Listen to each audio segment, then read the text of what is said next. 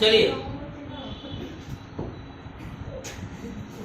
12th chemistry में आपका स्वागत है, अभिनंदन है। आज की इस स्पेशल टॉपिक में, स्पेशल सेशन में आज हम स्पेशल टॉपिक के बारे में चर्चा करेंगे। उस टॉपिक का नाम है H2SO4, है ना, H2SO4 निर्माण की संपर्क विधि। वैसे दो विधि होती है, उसमें हमको एक ही विधि पढ़ना है। तो H2SO4 निर्माण की जो संपर्क विधि है, उसमें आपके सामने एक डायग्राम बना हुआ है। इस डायग्राम में आप देख सकते हैं अलग अलग प्रकार के इसमें खाने बने हुए हैं, अलग अलग प्रकार के ये बैरियर बना हुआ है, और सारे बैरियर्स को हम क्या करेंगे, वन बाय वन देखेंगे कि कौन से बैरियर में कौन सा प्रोसेस होता है। और प्रोसेस के तहत जो है कि सल्फर, है ना, मतलब सल्फर से कैसे, मतलब सल्फर के अयस्क से या सल्फर से कैसे, है ना, सल्फ्यूरिक अम्ल का निर्माण होता है, उसके बारे में आज हम डिटेल में पढ़ेंगे। तो सबसे पहले फर्स्ट ऑफ ऑल मैं ये बताता हूं कि इसका क्वेश्चन किस तरह से आएगा। सबसे पहले देखिएगा, दो प्रकार से बताऊंगा मैं। बोलेगा कि सल्फ्यूरिक अम्ल निर्माण की, H2SO4 निर्माण की संपर्क विधि का वर्णन निम्न बिंदुओं के अंतर्गत कीजिए। पहला हमारा जो बिंदु रहेगा, वो बिंदु आएगा, वो है सिद्धांत और समीकरण। आपके सामने दिखा है, इतने सारे को लिखना पड़ेंगे।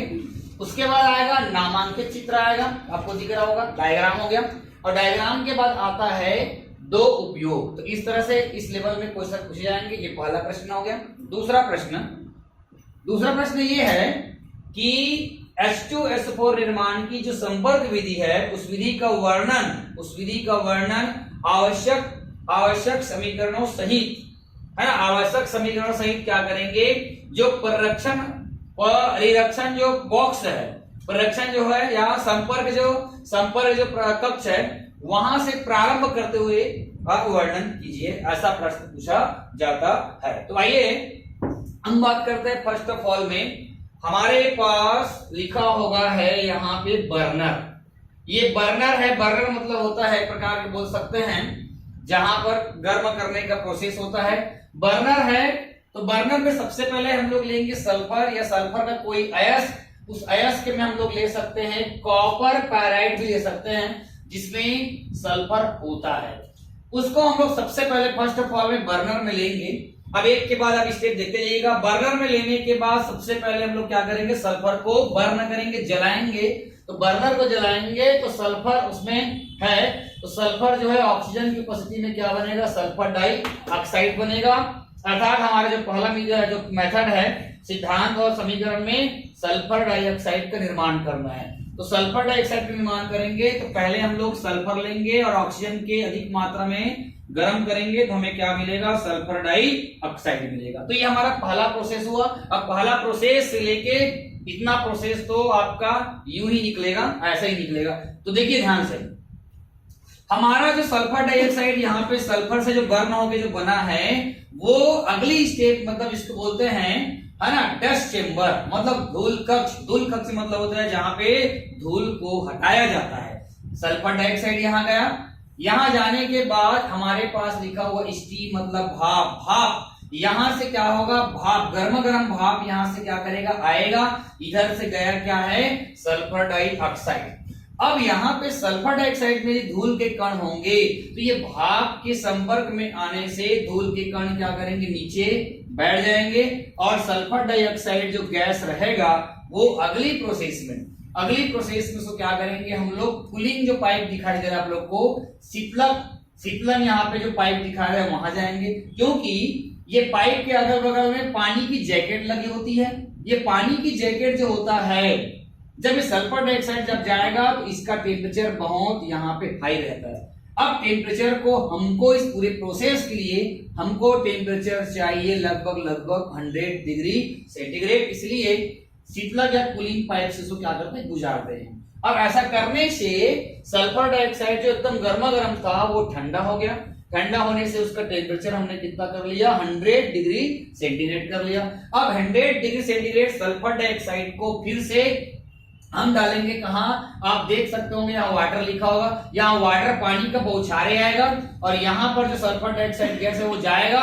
और जाने के बाद अभी भी यदि मान लो की बात सल्फर डाइऑक्साइड पे कोई धूल के कण या कंकड़ वंकड़ कुछ होंगे तो वो नीचे यहाँ पर क्या करेंगे, बैठ जाएंगे। लेकिन यहां पर जो हमारा जो सल्फर डाइऑक्साइड है, पानी के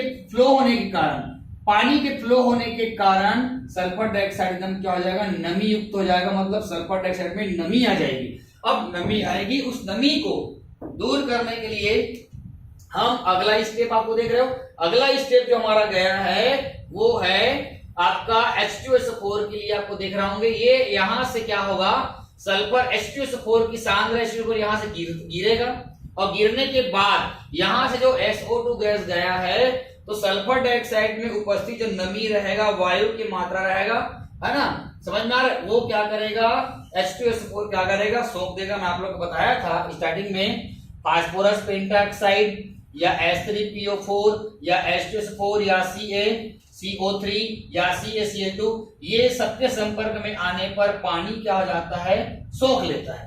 तो वैसे क्या होगा, SO2 में उपस्थित जो पानी मॉइस्चराइज रहेगा, नमी जो रहेगा, वो H2SO4 क्या करेगा, उसको सोख लेगा। अब आगे प्रोसेस में वही गैस जो रहेगा, वही गैस फिर से आगे बढ़ेगा।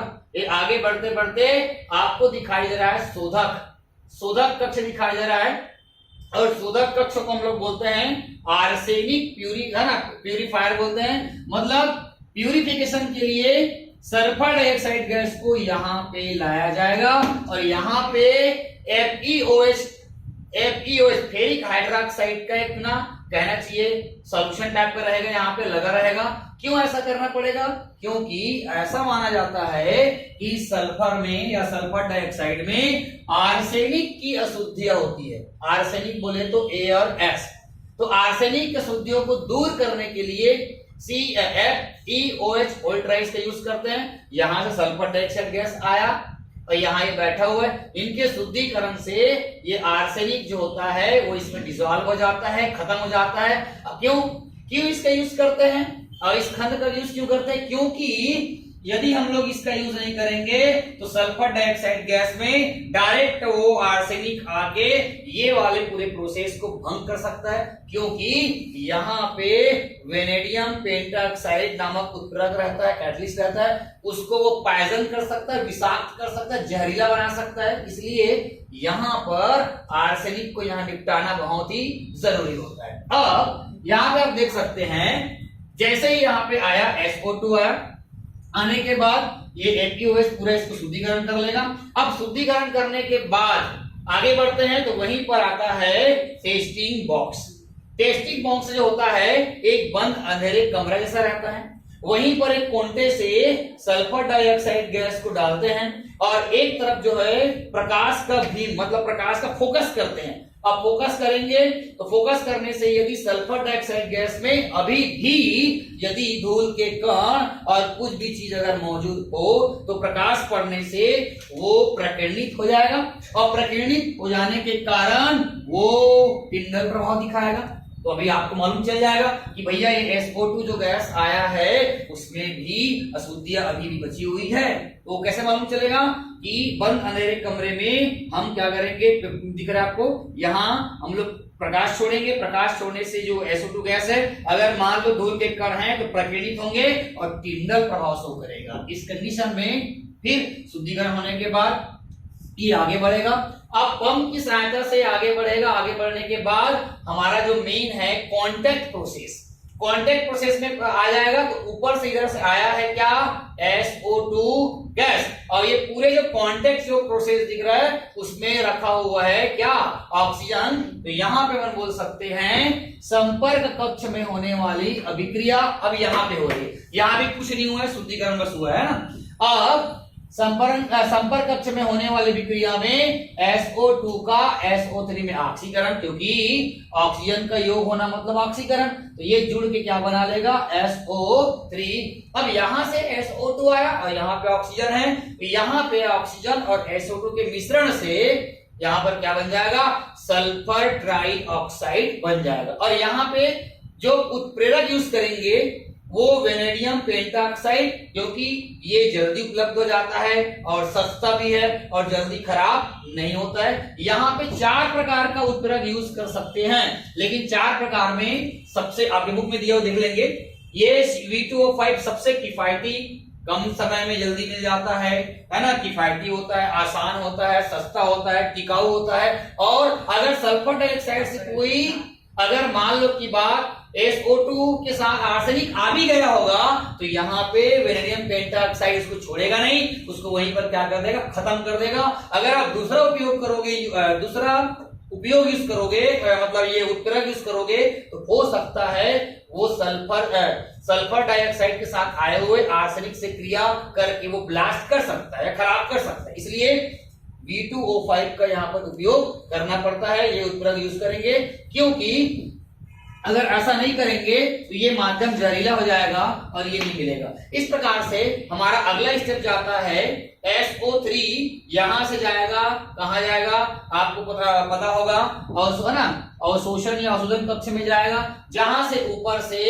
H2SO4 गिरता रहेगा और नीचे से SO3 जाएगा। ऊपर से आता हुआ H2SO4 सांद्र H2SO4 और नीचे से आता हुआ सल्फर ट्राइऑक्साइड, दोनों आपस में क्या करेंगे, मिलेंगे और यहीं पर क्वार्ट्ज के बहुत सारे टुकड़े होते हैं, पत्थर के टुकड़े होते हैं ऐसे छोटा छोटा, जो कि एसिड से नॉन रिएक्टिव होता है। अगर SO3 और H2SO4 आपस में मिलेंगे, एक साथ मिलेंगे, अगर ये नहीं रहेगा तो यहाँ पे ब्लास्ट या कुछ होने का खतरा रहता है। इसलिए इधर से गिरता हुआ H2SO4 और इधर से आता हुआ SO3 वो सतत रूप से धीरे धीरे मिले करके यहाँ पे पत्थर के समान क्वार्ट्ज के टुकड़े लगाया जाता है, जो कि एसिड, किसी भी एसिड से नॉन रिएक्टिव होता है। ऊपर से आता हुआ सल्फ्यूरिक अम्ल, नीचे से आता हुआ सल्फर ट्राइऑक्साइड, दोनों के मिश्रण से ओलियम बनता है और यहाँ पे पूरा धुआं धुआं हो जाता है। इसलिए ओलियम जब बनता है, जो कि एक प्रकार का पायरो सल्फ्यूरिक अम्ल होता है, धुआं धुआं होने के कारण, मेन कारण यह है कि वहां पे SO3 है ना, SO3 सल्फर ट्राइऑक्साइड की कोहरा जम जाती है। इसलिए उसी को हम लोग क्या बोलते हैं, सधुम, है ना, सल्फ्यूरिक अम्ल, जिसे हम लोग क्या बोलते हैं, ओलियम बोलते हैं। सधुम सल्फ्यूरिक अम्ल का मतलब होता है कि H2O7 में SO3 क्या होती है, घुली होती है। अब इस तरह से ओलियम प्राप्त होता है। अब जब ओलियम आ जाएगा तो जिस प्रकार आप पानी में, जिस प्रकार दूध में आप पानी मिला के इच्छित सांद्रता वाला दूध का निर्माण करते हो, वैसी ओलियम बहुत गाढ़ा रहता है, उसमें आप पानी मिला देंगे, पानी मिलाने के बाद इच्छित सांद्रता वाला सल्फ्यूरिक अम्ल क्या होता है, निर्माण हो जाता है। आप देख सकते हैं अवशोषण कक्ष में होने वाली विक्रिया SO3 का H2SO7 में परिवर्तन। तो SO3 H2SO4 आया, ऊपर से ये बन गया आपका ओलियम, और ओलियम जो है आप अपनी इच्छा अनुसार पानी मिलाओगे तो ये बन जाएगा सल्फ्यूरिक अम्ल बन जाएगा। रिएक्शन कुछ इस तरह का हुआ है, ये देखिए H2O7 प्लस पानी, आफ्टर रिएक्शन H2, है ना, ये 2 हो जाएगा, ये 2H 4 हो जाएगा, और आपका ये S, ये S 2 हो गया, AS 2 हो गया, और ये आपका 7 और 1 8, और ये हो जाएगा आपका 4, मतलब ये बन गया आपका 2H2SO4, जिसको हम लोग बोलते हैं सांद्र सल्फ्यूरिक अम्ल। इस तरह से ये पूरे प्रोसेस आपको दिख रहा है, और इसी प्रोसेस से आपको पेपर में आएगा तो बनाना होगा। अब फिर से समझाऊंगा, वीडियो